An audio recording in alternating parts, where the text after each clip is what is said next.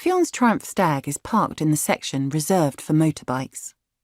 She finishes the roll-up she smoked in 6 long drags as they cross the rear yard and holds out Dave's lead to Georgina.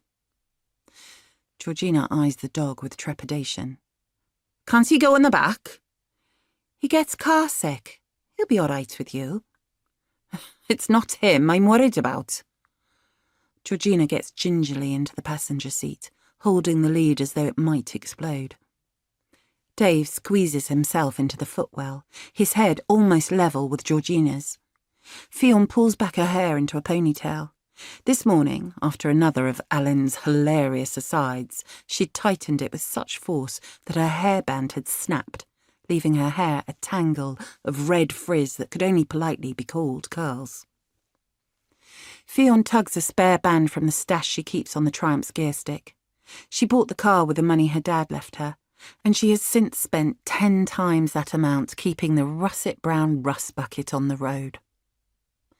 "Is this car legal?" Georgina is eyeing the ingenious, to Fion's mind, piece of cardboard wedged into the passenger door to stop the window from dropping open. "It was serviced last month as it happens," Ffion says, omitting the fact that Trevor Garage told her it was a bloody death trap, and he was only letting her have it back because his cousin was married to Fion's dad's nephew's wife and should give him a row if he didn't. The road that runs from Bryn Daer to the other side of Penyddraig Mountain is narrow and twisty, with a sheer drop on the passenger side. Georgina doesn't flinch. She's more preoccupied with keeping Dave and his motion sickness drool confined to the footwell. Despite her best efforts, by the time they drop towards Cwm Coed, the dog is on Georgina's lap, his head brushing Fion's shoulder. Every few minutes a mournful whine cuts across the noise of the car's ancient engine, and he paws at Fion's lap as though she might have forgotten he was there. Fat chance. Ffion took on Dave in a rare moment of weakness after attending an arson at a rescue shelter where Dave was several years into what was turning out to be a whole life sentence.